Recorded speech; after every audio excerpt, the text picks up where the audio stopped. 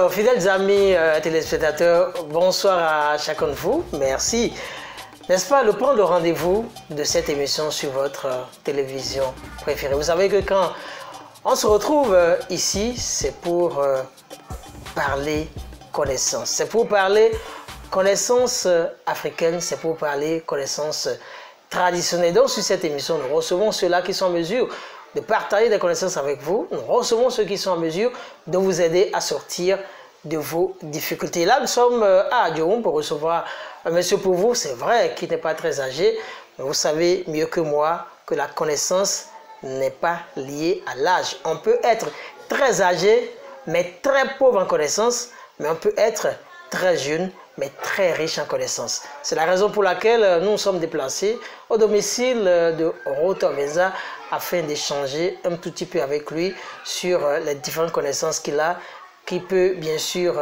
aider vous qui nous écoutez actuellement chez vous. Rotor Venza, bonsoir à vous. Oui, bonsoir monsieur Fritas. Comment est-ce que vous allez? Ça va très bien. Alors, je vais rappeler à ceux qui nous écoutent qu'on ne va pas parler uniquement le français. On va mélanger le français avec la langue fond parce qu'il y a des gens qui nous écoutent, qui ne connaissent pas, qui ne maîtrisent pas forcément la langue française. Et donc, il faut permettre à ceux-là également de comprendre la langue. Il y a deux français qui il y a deux fonds de mais do peut-être mais moi les me dit bon et c'est français qui de boire on mais non il faut de pour de bon mais là nous do me maintenant alors Rotor Venza, pour ce que je sais, c'est que vous êtes un spécialiste de la chiromancie, c'est-à-dire que c'est la paume des mains que vous lisez, c'est bien ça? Oui, bien sûr, monsieur Fritas. Et travail est ton non mais ma les ingrédients. Azaya zobo yin roblo ejene adone e we alok papa me kunpon. No gbeto do pe wa gbe fi o nu ren do ameton do poropo me ayin de bro pe gro fi o se gbo ko won san lo papa mi to me wenu ejimi sin no mi ton ho me. OK. Bono wa gbe fi bono amo ko a jiya we an de gbedan de na gbo fi o ako won ado alo papa me eyin gbeto ton wa jeji o mi no gbe bon do no no kun si ho imo fi o donc aduna ton wi de dandan o to o. OK. Aran wa na se po mi. Le numéro miton 61 01 28 55 abi 94 02 61 48 10 do abanaton gbeto na wanye bon problème we me ade atnoje ko mi na wa no ne o ase po mi but chobo nkan do honu to bito sile o na ti men to bito sile do dandan me mi ro wa be iro mi bo mi wa mama mi so ran ime boron ton gegiji de a do no do ndopo ayonu wa bonu aloto inse pen bonu ayon blonu bonu bo e besoin na wa télévision abi radio bona jira ku de chobo mo mede a asiro pa ki jade me ro file e na da photo ka bo abo amo e ni lo so so fen abi fi lo fi yon de pe we zon bo gbeto no ya tie muye jonu ode akado nu jonu je yen no gbeje anu gbeje a be ma yin do dan de no do gbeto de we do togudo boro mi pon e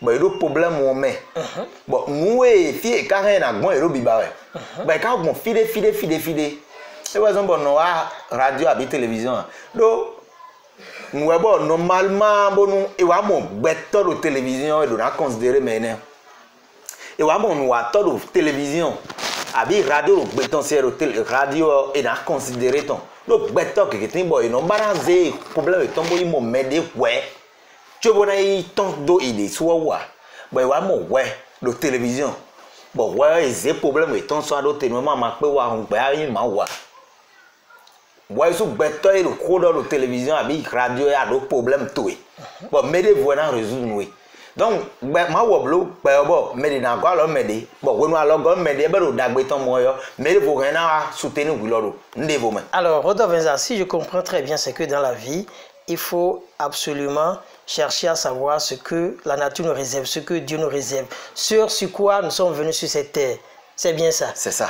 Pour, je vais dire, pour réussir dans une fonction, par exemple, si je veux être un bon peintre, un bon coiffeur, il faut que je puisse d'abord consulter la paume de ma main pour savoir que c'est ce métier-là qui m'est destiné.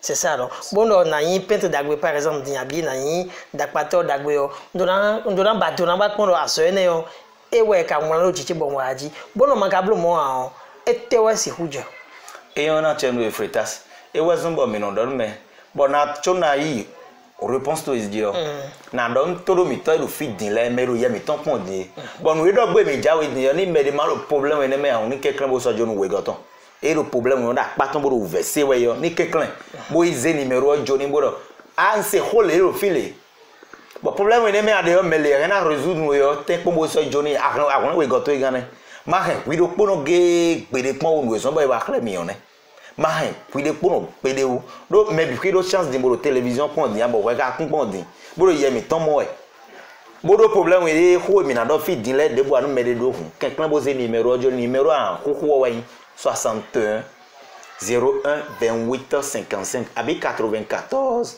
02 61 48 no 94 02 61 40 numéro we ne le biwero WhatsApp uji bon we do gbe mi ja fi din we nyete jenu kon mi ando problème we me pe ou bo ta foji be wa kon mi tan na moneji OK bon mais me buru todo mi e de rien na moyo alors ça voudra dire que vous n'êtes pas un spécialiste de tout, vous ne faites pas tout. Non asobia vous avez des domaines assez précis, assez spécifiques. C'est ça. OK alors allons-y, quels sont les domaines dans lesquels vous êtes, je vais dire, vous êtes des spécialistes, vous êtes un spécialiste? Domaine où même des médecins de ben wa comme étant de la mode dit dans yo nous comptons vivement dit beton. OK, la fertilité. Vous êtes dans le domaine de la fertilité. C'est ça. Bon mais on do problème vite on be bon fibi nyonwe bo di pon kaka bo e o do ko na do bo le ba la po lo ni ma o do 60 ans bonu e podo la jewe abi na o ba la po no ma ko do 60 ans on ni tan bo se po mi do mi no wa so ina be no je kun go je kan do le mi agbon bo me na do peto do kwedin bo pe asit no ranya be do nu bon fibi bo e ka o do vi we zon kaka beglo e ro to godo e ro to me fie mi le din be do problème we ne le debo bo fi magic be toton jen be no ma do problème sunu me nyonu me ni tepon ne mi ka mi no blog be me no mo bi bronji tamba e o eglo mi o mi na ton na mi ka no blog mo tun mi de le wa ko mi don mi no ze nu po mo no je alo papa me pon o mi no abon ja masin dorum se me je po mo. Comment est-ce que vous faites? Ne mi ka no lo wen e me wa ko mi don abi ro so e zo we de wenyo et dans ni on mi bon numéro WhatsApp to je na télévision c'est nous kumene et na da lo papa ton gauche ami on ton. OK, la personne fait la photo de sa paume gauche. Paume gauche. La paume de la main gauche. Paume de la main gauche. OK. Puisse me donner son nom et prénom. Le nom et le prénom. Et sa photo complète. OK. Plus l'âge que la personne a. Son âge. Son âge. OK. Si la personne m'envoie tout là, il va envoyer frais de consultation. C'est à 500 francs. Si vous venez chez moi ou bien si vous êtes vous êtes loin. Loin, c'est la même prix. C'est 5100 francs.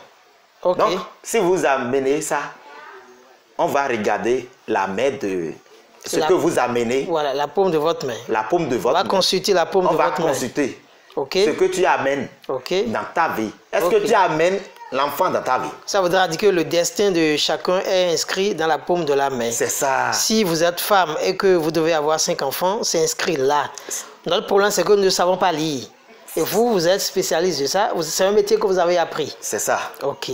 Donc, ni mewa, beaucoup le papa men, bon mewa, bon me comment le papa tant mais le zo c'est domé. Bon mais bon mais on et reviwa, vina be ka henwa, mi lo na ton. OK. O ren gbelewe a, o de le keke so ndo gbewe a. Ne o me ka hen mi na blogbo mi na, bo hen na mo do po wo di tandan. E o e so si mo bo di a, e wa kon mi de ton vérité non c'est lo mi no. E ma mo bo di a mi wa e wa kon mi ton mi pon mi na yo alidon esprit. On va appeler ces esprits. OK. Et on va demander ce qu'on doit faire pour qu'il va trouver, pour qu'elle va trouver aussi enfant dans sa vie. OK. On va trouver, il va nous dire ça, ces esprits vont nous indiquer les choses ou bien les problèmes qui causent là pour qu'il n'a pas trouvé l'enfant là. Il va nous indiquer ça. Il va nous dire et nous allons trouver la solution pour ça. C'est que on ne peut pas faire tout ce que je fais à toutes les personnes. Oui. C'est ce que son esprit à nous indiquer c'est ce qu'on va Ok, lui faire. donc si quelqu'un vient chez vous, vous appelez son esprit. C'est ça. Et la thérapie que vous lui appliquez, le remède que vous lui appliquez, c'est son esprit qui vous dicte ça. C'est ça. Donc vous n'inventez rien. Vous faites exactement ce que son esprit vous demande de faire. Et il va trouver la solution. Parce que c'est son esprit qui a demandé de faire. Justement ça. Rappelez-nous votre numéro et là où on vous trouve. Et numéro WhatsApp, plus 229 ok. 61 01 28 55. Je dis bien 61 01 28 55. Ou bien 94 02 61 48. 94 02 61 48. Tous les numéros sont sur son WhatsApp. Et on vous retrouve où? Je suis à John Weme. Ok. Si vous venez à Carrefour, à John, là, vous demandez maître spirituel à hauteur 20 ans, ok. Oh, les Émijaman, là. Il va vous indiquer la maison. Ok. Et vous venez ici, on va vous travailler. D'accord. Donc, c'est un peu ça. Alors, vous avez dit que vous ne travaillez pas ou vous n'êtes pas un expert de tous les domaines. Vous avez donné l'exemple de la fertilité de la femme et de l'homme. Alors, quand on laisse ça, quel est l'autre domaine dans lequel vous êtes encore assez, je vais dire, assez concret? Maintenant, un problème, vite-on qu'elle me m'aider. Ouais, mais il y a d'autres problèmes. Toi qui as problème, problème de blocage. Ok, total. Blocage. Blocage. Quand on parle de blocage, comment est-ce que ça se manifeste? Nous avons vu le blocage, mais Ali Soudome. Ali Soudome. Bon, Ali Soudome, d'ailleurs. Et d'où Ali Kegenu. Et cambio Endi. Ali Soudome, Fissan Linou. Ali Soudome, à 600 Linou. Nyon a hero khosa san linu. Ali Soudome, à 100 Linou. A plan zo, bo nyon wa. Bo ton khere ton. Ba lobinoué. Ba ayi fide bo azo, to non kwa sikpena. Akon ma zo, bo non wa. Ali Soudome ne.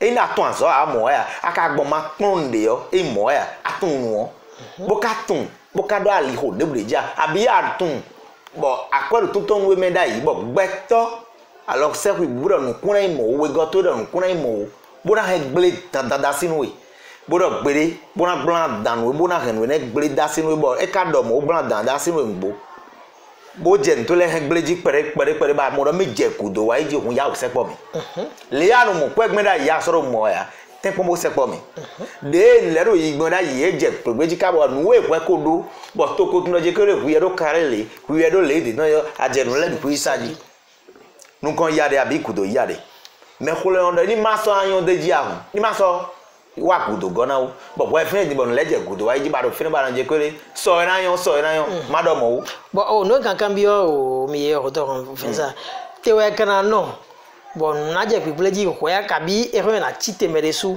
ma do ma batunu inde ne gege ton nu ma do iwa wa ya bo no iwa po mo wa do nlele jawe nu ye na liwe ya e akru awe ya esu wo nu be gbogbo ye e we ka son be nu ne ka yan ne paso wo nu wa do fi ade din yo ainu atokwe din yo le ku alo to meje bi o chakiro po yo ake a chakiro po ne ku pe bi nu we ba ran asojo be ran na wa do pesan to me tiyan atin kakaka bo ko ro gbogbo nu ka bo asosi ya do ron ponko ton abi pon ne ton be ka bi o chakiro po e ka bi o chakiro po lo ni aka do mo alo je ko le mi nu atokwe din yo le ebi o mi le nu o ko esupo din abi nu ne supo din ma lo bonu egbele we meru npo mi edin nu mana chi gbomo no ya o so nu ye do emission lo me boya o yoro mi le numéro mi ton 61 01 28 55 ji mi na so yoro no abi 94 02 61 48 ji o numéro ne lo din ro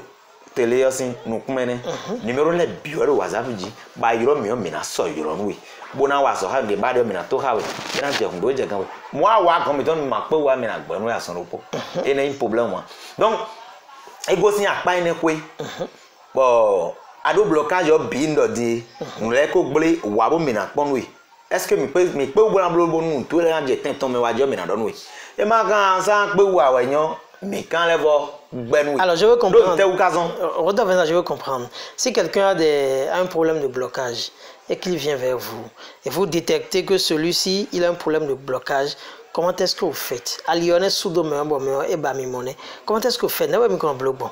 Voilà, n'est-ce pas blog bon. Alors papa m'a dit mais non bon. Mais on dit alors papa ton c'est domi, abi wa comme ton bo de alors papa ton mais. Bon nous me de comment alors qui est alors papa ton mais yo. Mais na yo esprit ton. OK. Bona kan bi yo. Wa gbo ton de wezo an. Nte occasion bon le ka je kudo wa ji parce que e na no mo ta pa po mo je kudo wa ji yo. E na no mo po mo wa yi kudo a. Nde u je na zon tanda nde u je na kudo wa chobe na do keun. Gandhi. E ti gbo mo me na pon me. Me pa lo papa ton me o. Me na ton no eru zon fine. Ngbo yo esprit ton. De mo ka si kublo ni. E o rensi ton we yan. E no choix de mer. On le rensi ton. E no rensi ton.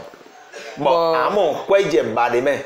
Amon raison non ti me bi wi na mo je me na de fi ya. Do yin de. E no je no wa meleji pra. Ah, resi don ka do fo.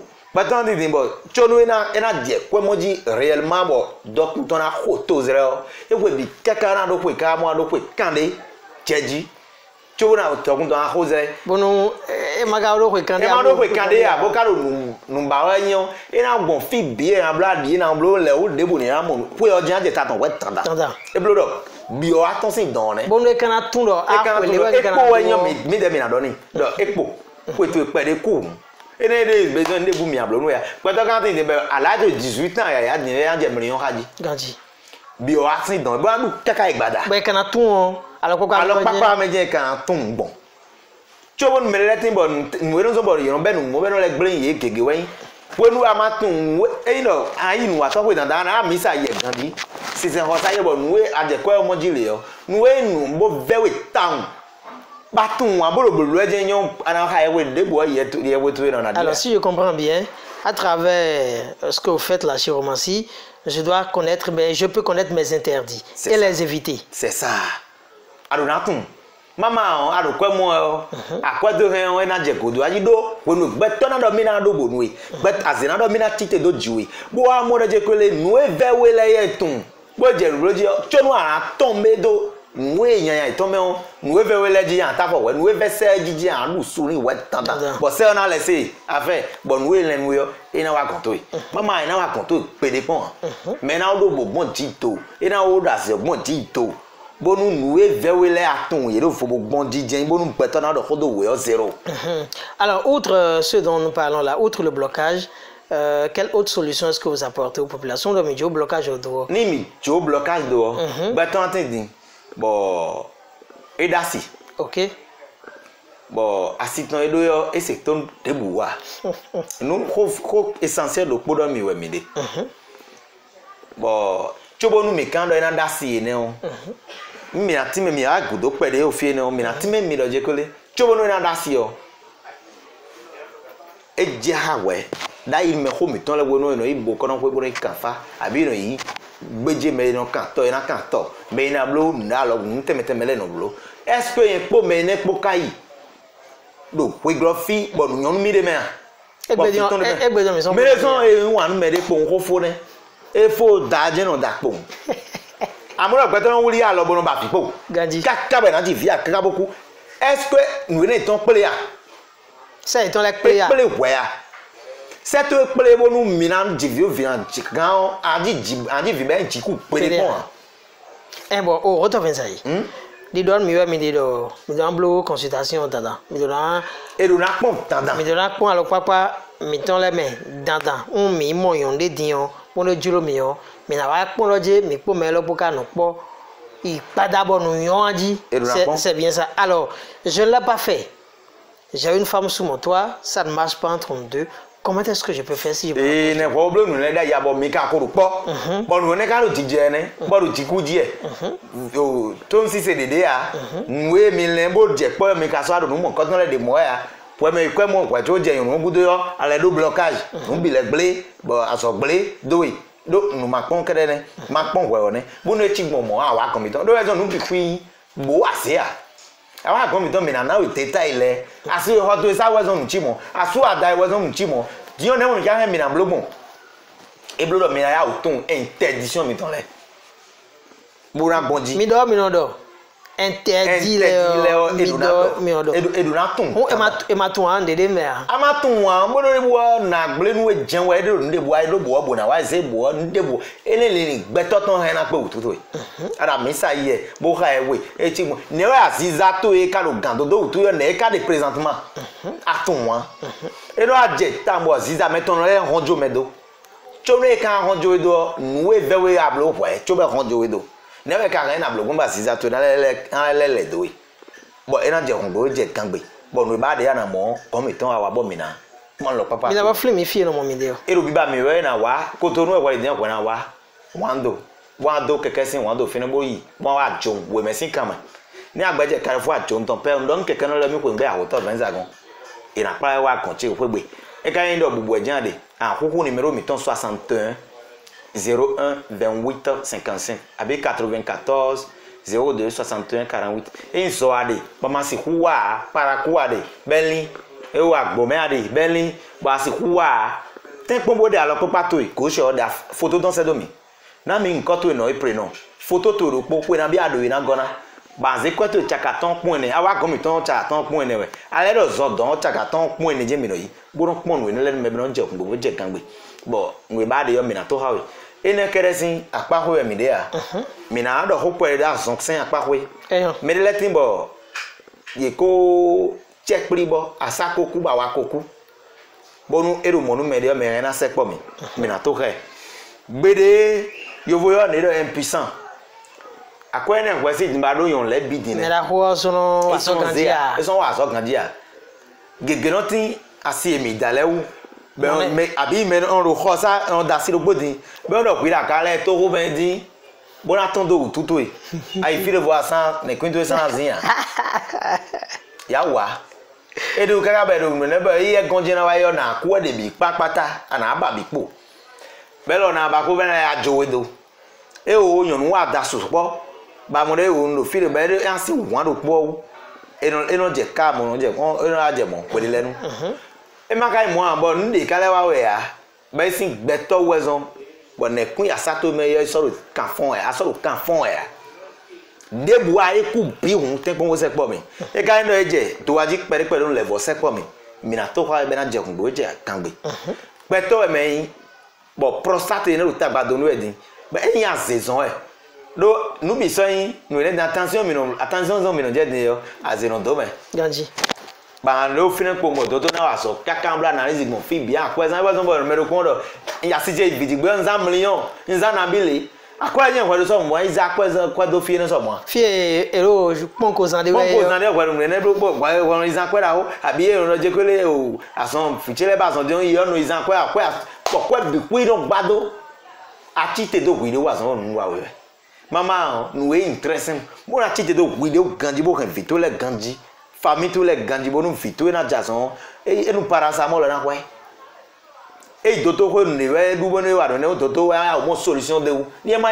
gbeto le sin nu so so toto na o mo solution de e blo nu trop rapide a mo kwide me amo e ma mo an gbeto nu so so jeyan bo na te blo nde bu gaga e no je o ipo nwe ton apa ene ko ebonu me on eyin ero prostate pero tagbado ni edin ni tem o sepo mi sondru me edin ni sepo mi na de ni benada do telele mi go si apa ene ko me letin bo nu no mo ai do pon eni do ke o klobo asa meton me kleje ena lu bolun bi melemele benabako ena lu bolun bi melemele enu ato bi na wa bodo no wa kezian so a do me ko bodo to men tomo yen tun we no bo tafoji bo enke o me ke o jan asato me wa komi ton mi na do no e zo an bo mi na pon consultation je mi kon blo wa do consultation mi ton no de nuwe mi mi na zanu me on kle e do nuwe mi ko da machine din bo awa fi na machine de komi don me lo to e o ncha no me ne le ya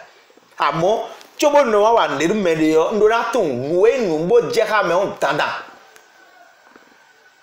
ni tun won nuwe je ha yo nge na blo ni me lo han mi na do satisfaction e ne wa so me do ngo san lady e wa so a ite sisugo bo on version me bi ndo po si me bi ndo po de a ma ve me bi to do po bo we me meto e do problème ne me ni tepon beaucoup a numéro c'est numéro mi ton journée yi plus 229 to gudo me plus 229 61 01 28 55. Non, 61 01 28 55. Abi 94 02 61 48. Numéro où est bio de WhatsApp dit. Mais wa comme étant débat d'ailleurs. Mais na to ha mais. Eh oh. Pour faire de adu ya ha sunu. Mais sunu le timbo no gbache yon lewu. Beno nyana. Do ntewu kazon. Wenu ndebu mayonu e yo. Fu po yon we po ro fine.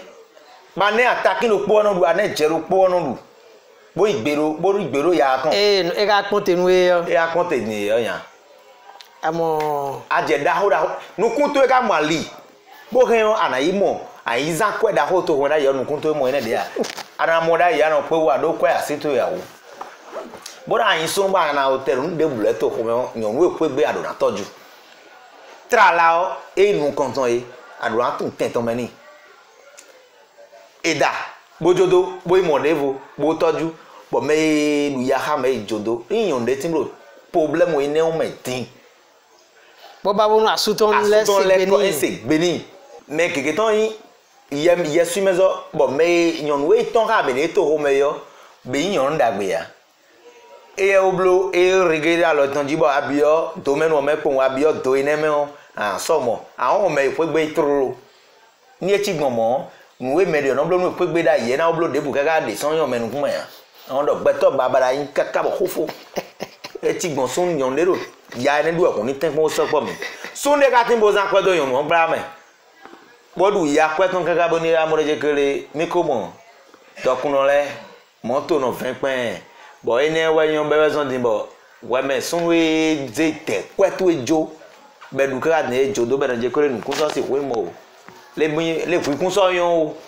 bonu we me sun we ne boro ta problème quand on met un problème c'est pas mieux mais na to ka be anje kun bo je kan bo yon na le vol ko anwe Roto Venza kai na mi yo kan ko we Roto mi ka do wona do quel message que vous avez à l'endroit de tous ceux-là qui nous écoutent en ce moment?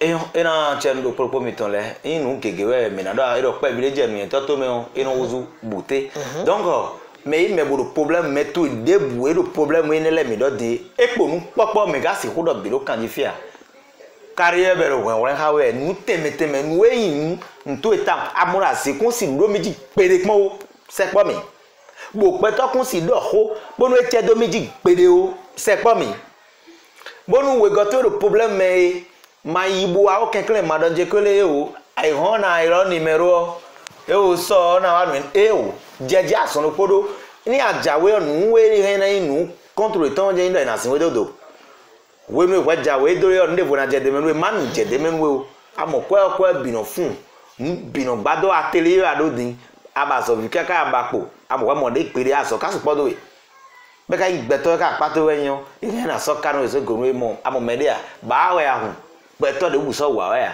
nde buso do machine we a bonu e o tele men de ba kabanu tene me o e na flemisin ya bonado dudeji lo to e me ade bo vivo na tinu yo te bon ko numéro mi ton 61 01 28 55 abi 94 02 61 48 Menado, mi ba de hawe. Alors, nous venons de recevoir pour vous Roto Venza. Vous savez que Roto Venza, c'est un monsieur qui est un spécialiste de la lecture de la paume de la main. Nous, on va parler de chiromancie. Alors, je sais que vous êtes nombreux à nous suivre depuis l'extérieur.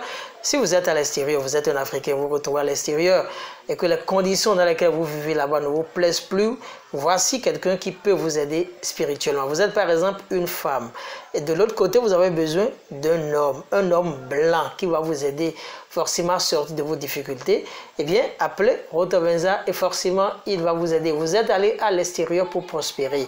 C'est parce que vous visez un mieux-être que vous êtes allé à l'extérieur. Mais jusqu'à l'instant où nous parlons, eh bien, vous n'arrivez pas à avoir ce que vous voulez. Forcément qu'il y a des chaînes spirituelles qui vous empêchent de prospérer, qui vous empêchent d'atteindre vos objectifs.